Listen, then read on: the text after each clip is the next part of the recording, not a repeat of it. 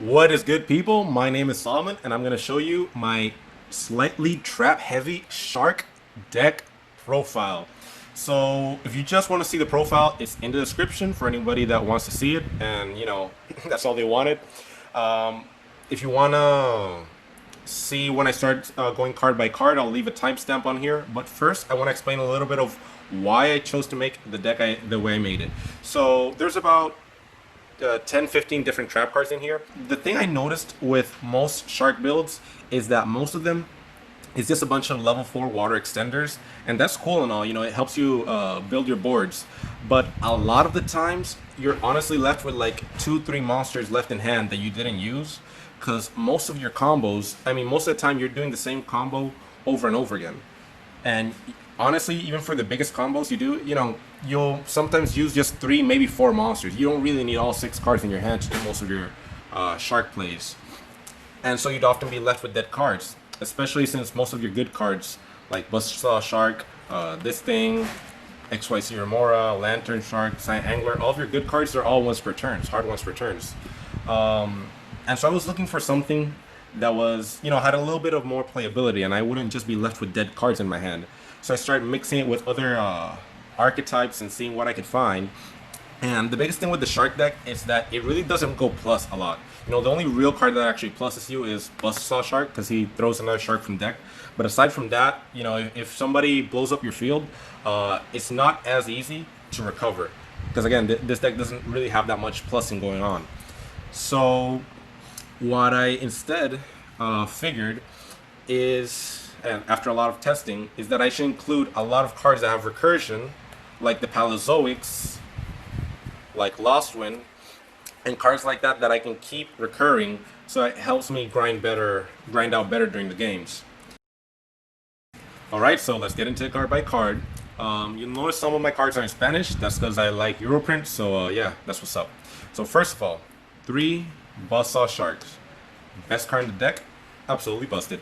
So once per turn, doesn't have to be when you summon him. Once per turn, you can target any water monster, including himself, and summon a level 4 fish monster from your deck. So basically, he can target himself and summon any other of your fish from the deck. So he's a 1-card Xyz. You use him in pretty much all of your combos. He's really good. Best card of the deck. Then we have 3 Beautunaful Princess. Basically, she's 3 more copies of this guy, because when she's normal or special summon, you can banish her for cost, so it helps you get around cards like Valor and Impermanence. You banish her for cost, and she summons any level 4 or lower fish from your deck. So basically, you're running 6 copies of this guy, so that's really, really good. Then you have 3 copies of Xyz Remora. After Buzzsaw Shark, this is the second best card, if you ask me. So basically, he has a built-in way to special summon him. You can normal summon him, but you want to special summon him with his built-in effect. So basically, you can detach 2 materials from any Xyz on your field. So maybe 1 material from one and 1 from another, or 2 from the same card, and you special summon him.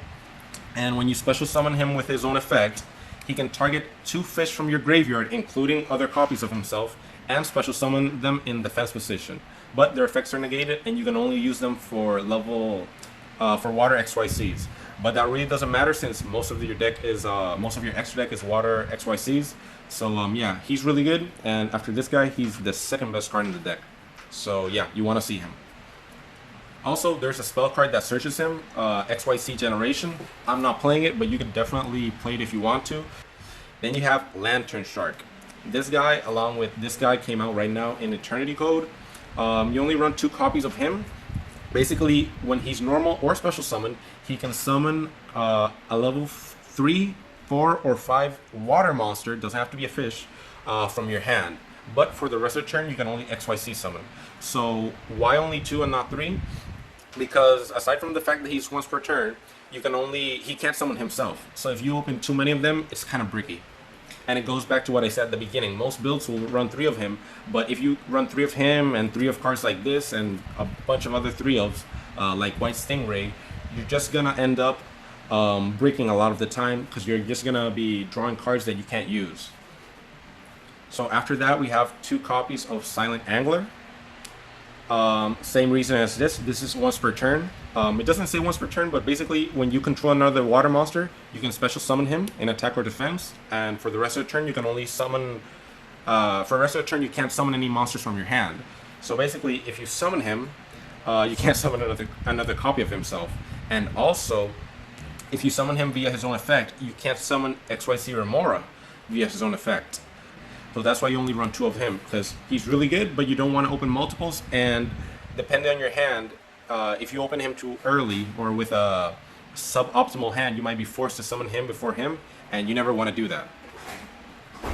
So then we have 2 Tin Goldfish. He's really good because he summons another water monster from your... I mean, not water. He summons another level 4 monster from your hand, but he's not a fish. Otherwise, I'd probably play him at 3. And 1 double fin shark. So why only 1 of him? Basically, this guy, he can, when he's normal summoned, he can special summon 1 water monster. No, let me read, sorry. Special summon 1 level 3 or 4 water fish monster from your graveyard, but with their effects negated. So you don't really want to open him because, again, he summons from the graveyard, and unless you're playing White Stingray, which I don't like, you're usually not going to start off throwing fish into your graveyards before you make your plays.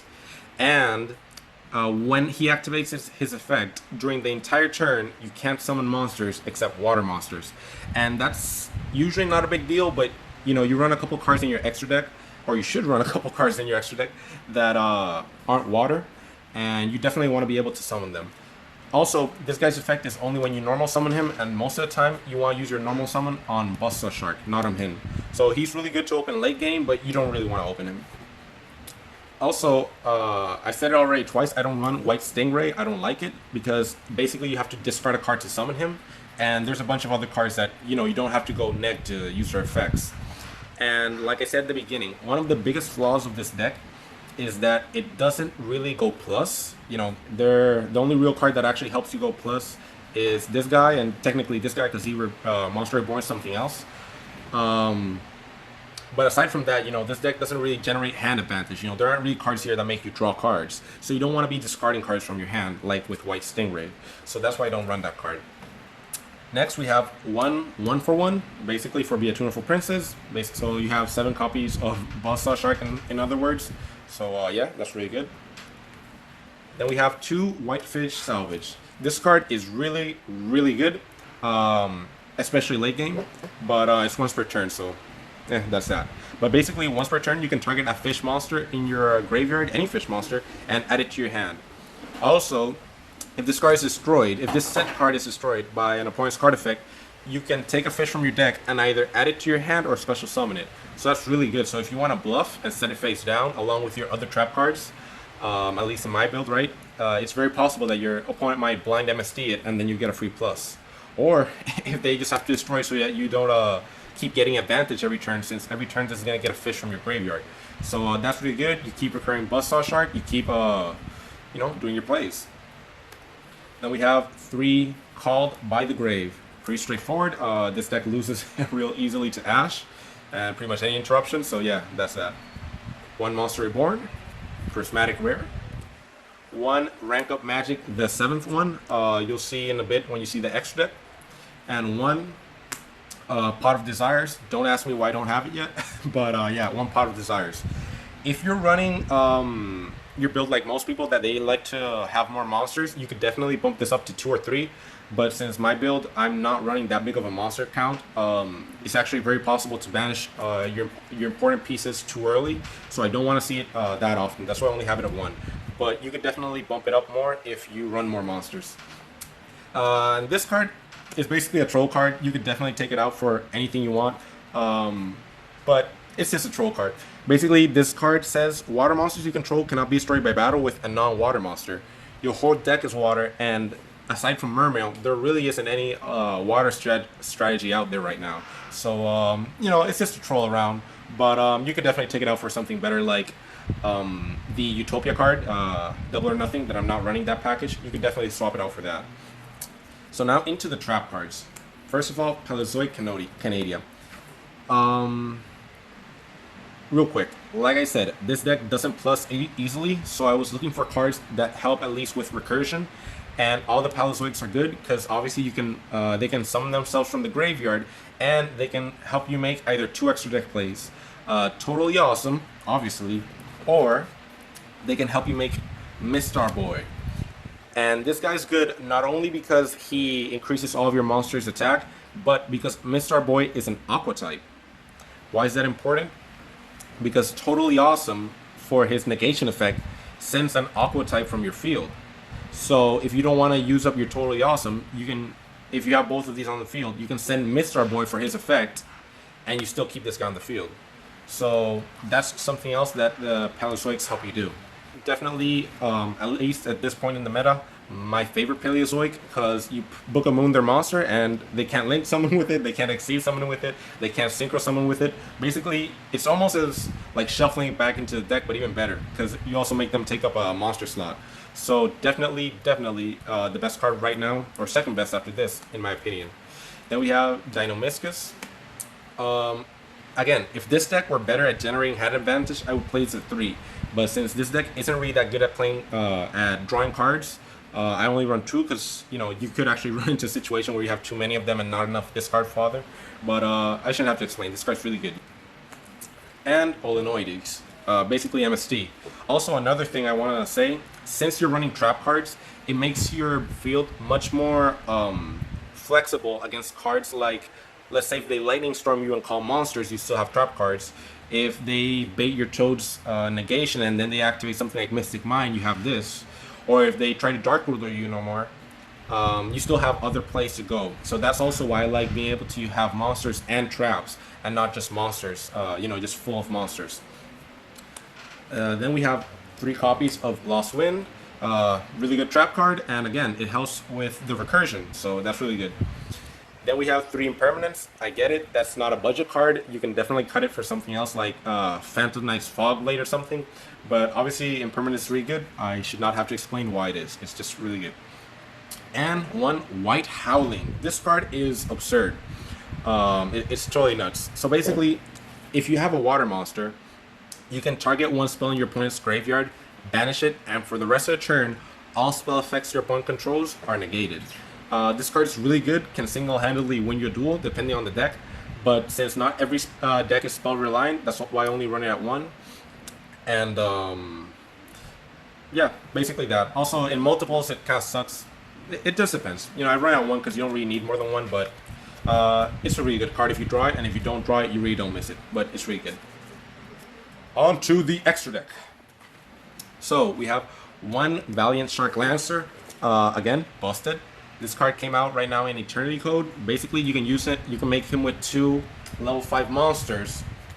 But our friends Buzzsaw Shark and Lantern Shark, both of these have an effect on field that they can be treated as level 5 or level 3 monsters if you're going to use them as a material for a water Xyz.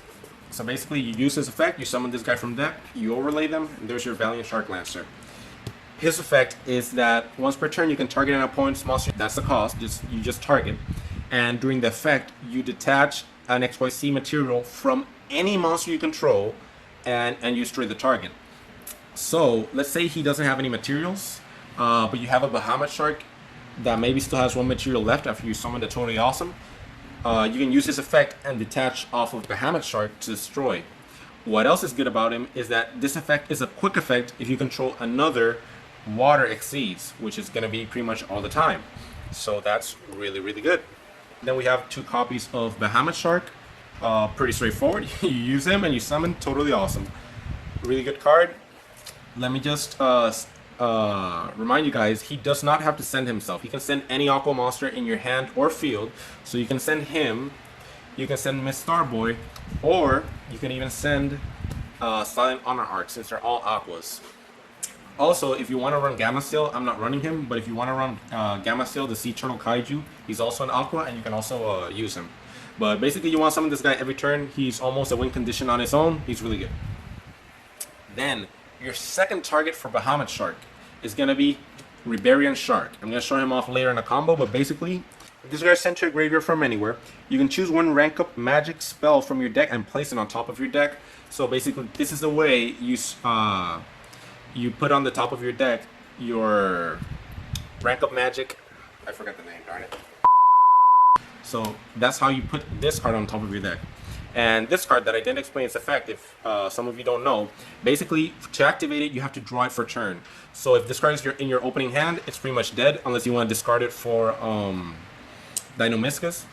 And if you draw it off something off like Desires, it's also dead. But basically, when you draw it for turn, you reveal it, and then you can only activate it at the start of your main phase 1. So you activate it, and then you summon from your extra deck or your graveyard a number monster with a number between 101 and 107. Guess we're gonna summon Silent Underarch, and immediately summon on top of it its Chaos version, which in this case is Silent Honor Dark. On this card, what he does is that if he's destroyed while he has an XC material, you can revive him and gain 2800 life points, basically his attack, but you can only use that effect if this card is in the graveyard, which obviously it's going to be. And his on-field effect, which is really, really good, is that you can target one special summon monster your opponent controls and attach it as XC material. So basically gets around any monster that can't be destroyed. And also if something has a grave effect, you can just attach it to him instead. So that's really, really good. Then we run one full armored Black Ray Lancer. Basically, what matters about him is that if you have a rank 3 water Xyz with no material, which is basically this guy, you can XC summon this guy by using this card as a material and just summon him on top of it. That's all you care about. And you're going to see later in the combo how he's used. This guy, Hopovan Dragon Spider Shark, basically when any monster attacks, doesn't matter if it's your opponent or your monsters, doesn't even have to do it himself. He can detach a material, and your opponent's monsters, all of them lose 1000 attack. So he's really good. And if he's destroyed, he can Monster Reborn something in your graveyard. So yeah, he's really good. Mistar Boy, you guys already saw him. Abyss Dweller, it's Abyss Dweller. Also, since if he has a water material, all of your waters gain 500, so that's really good. And then we have the Utopia package. So we have Utopia, Utopia Prime, and Utopia Lightning.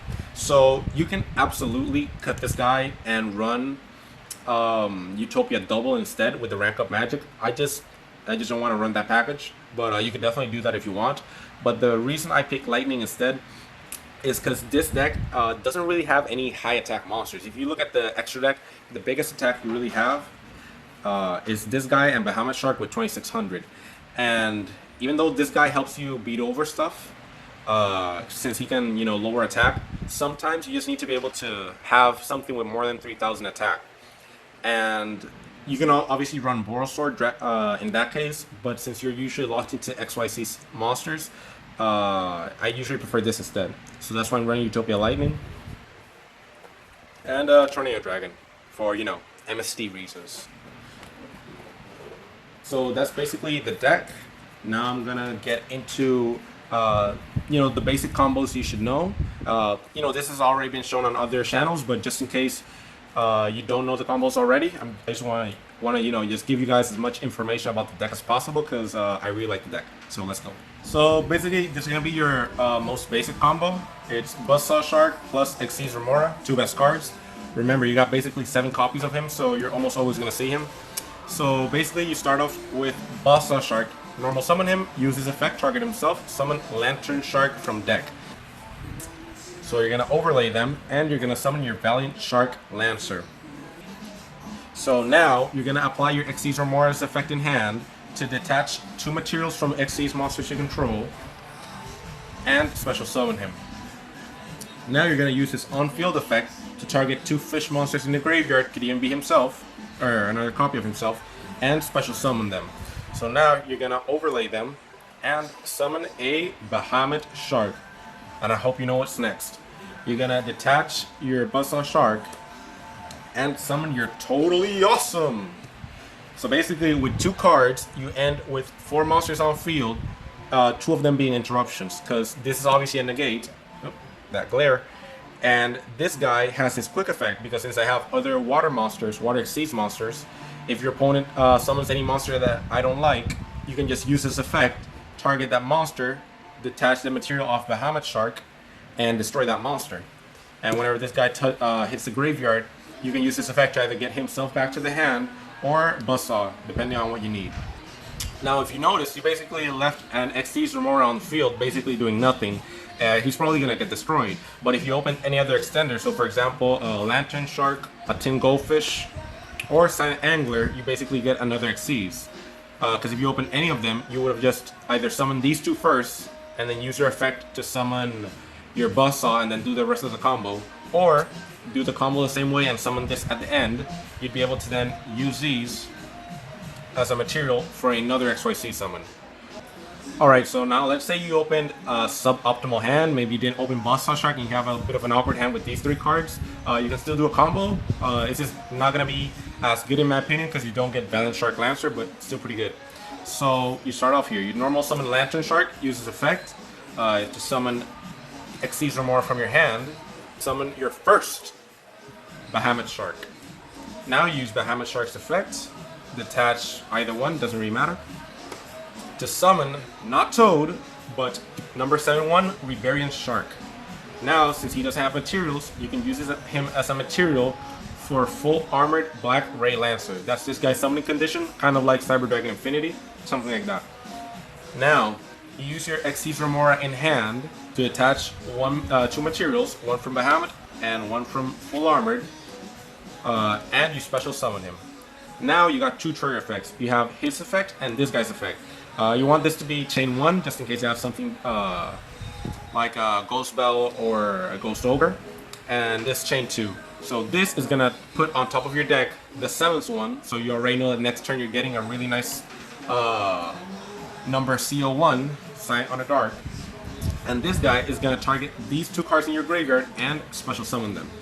Now you overlay them into your second Bahamut Shark and use this effect to summon Toadally Awesome. And that was off 3 cards. Now obviously if you had another extender, you'd be able to summon that monster and then use that and this Xyz Remora for another XYZ, like Abyss Dweller or maybe even this guy, number 37. But yeah, that's the second thing you can do. So you basically have a bunch of monsters, although most of them aren't doing much, only Toad. But yeah, it is what it is. But you get to top deck this card, so that's pretty cool. Also, there's a lot of people that like to run Utopic Future, number F0. I don't like him personally, but you could definitely use these two guys as material for Utopic Future, and you could definitely run that. I just don't like it. But you know, that's personal preference. Alright guys, so yeah, that was basically my deck profile. Yeah man, I really hope you guys like it. Basically, this is my first time doing this. Don't know if I'll do it again, but I just really like the deck. And also I noticed that no one else really has a build like this. And again, this isn't a trap heavy deck just because I want it to be like that. It's, like I said at the beginning, it's because I noticed the flaws that this deck has. Both with the fact that it doesn't really have that much plussing, you know, that much recursion. And also the fact that it's kind of monster dependent. So if your opponent plays a blowout card like Sphere Mode or Dark Ruler or Lightning Storm Raigeki, whatever, and you're not able to negate with Toad, you're kind of screwed. But basically being able to play stuff like trap cards that also help you, like the Paleozoics, because they help you with certain plays like Toad and Mistar Boy. You know, it just gives the deck more versatility, and yeah, it just makes you be able to do more plays and different plays than the deck normally could do. So I really like how the deck goes. If you guys have any suggestions on anything on the deck or on my video recording skills, they are greatly appreciated. And peace.